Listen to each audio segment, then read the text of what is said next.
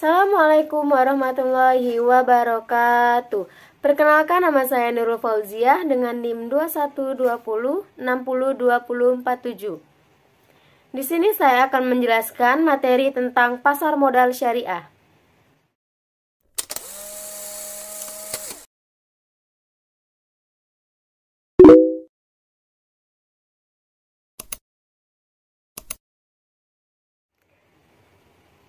Pengertian pasar modal.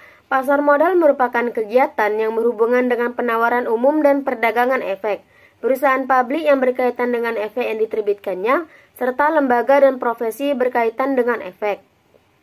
Pasar modal pada dasarnya merupakan tempat yang mempertemukan perusahaan dengan investor. Perusahaan pasar modal itu ada dua. Yang pertama adalah pasar modal syariah, dan yang kedua adalah pasar modal non-syariah. Pasar modal syariah merupakan pasar modal yang mana dalam menjalankan dan prinsip-prinsipnya itu sesuai dengan syariat Islam. Pasar modal itu pada awalnya diawasi oleh Bapepam.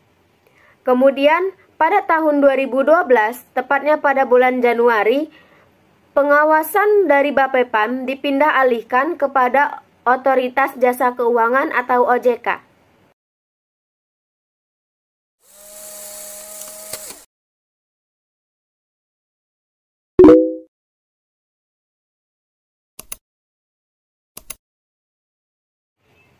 Perbedaan pasar modal syariah dan pasar modal non-syariah. Pasar modal non-syariah itu ada yang namanya saham, obligasi, dan reksadana. Sedangkan pada pasar modal syariah itu ada yang namanya saham syariah, sukuk, dan reksadana syariah. Pertama-tama, saya akan menjelaskan terlebih dahulu apa itu saham syariah.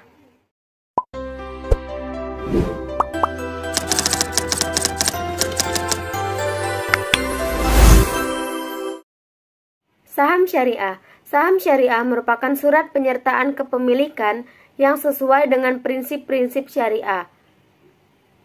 Untuk daftar-daftar nama saham syariah dapat kalian lihat pada DES atau daftar efek syariah. Yang mana DES ini akan masuk ke dalam ISSI, Indeks Saham Syariah Indonesia, yang mana ISSI ini 2 kali diperbarui dalam setahun, yaitu pada bulan Mei dan juga bulan November. Kemudian dari DES akan ada 30 saham terbaik, yang mana 30 saham terbaik ini merupakan saham yang sering diperjualbelikan. Saham ini akan masuk ke dalam JII atau Jakarta Islamic Index. Jika kalian ingin mendaftarkan saham menjadi saham syariah, kalian harus memenuhi beberapa syarat. Di antaranya itu ialah tidak ada unsur horor, riba, dan lain sebagainya. Untuk lebih jelas lagi, kalian dapat melihat di website OJK.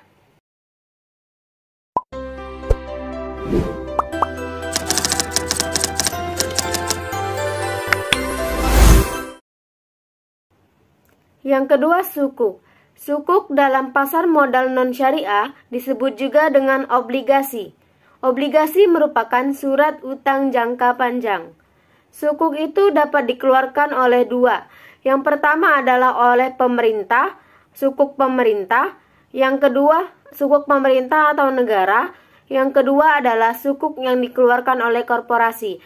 Artinya, sukuk ini dikeluarkan oleh suatu perusahaan ataupun badan usaha, baik badan usaha milik swasta maupun perusahaan milik negara.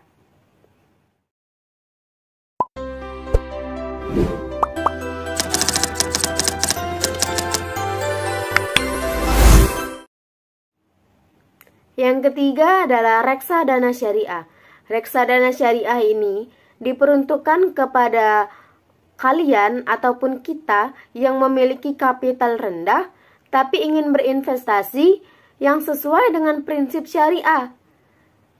Nah, proses atau sistem dalam reksadana syariah ini, apabila misalkan 3 orang memiliki dana, maka 3 orang tersebut akan mengumpulkan atau menyetorkan uang ke bank kustodian, yang mana Setelah dari bank kustodian tersebut, uang tersebut akan dikelola oleh manajer investasi.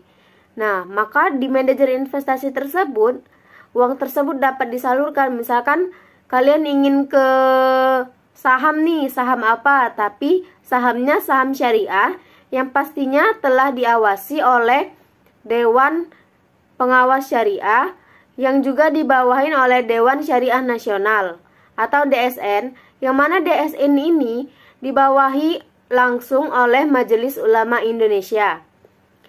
Setelah itu, setelah sesuai, otomatis reksadana tersebut disebut juga dengan reksadana syariah. Nah, dalam reksadana ini menggunakan akad mudharabah atau kerjasama, yang mana investor itu sebagai sohibul mal, sedangkan manajer investasi itu sebagai mudharib, yang mana mudharib itu mengelola uang yang telah diberikan oleh investor tersebut. Reksadana syariah dan konvensional pada dasarnya itu sama.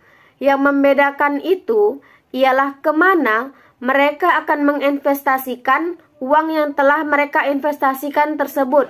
Apakah ke saham syariah ataupun saham non-syariah.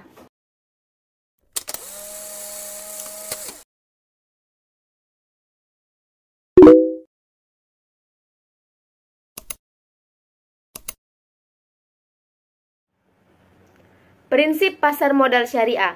Pasar modal syariah itu memiliki 5 prinsip. Yang pertama, investasi halal dan sesuai syariah Islam.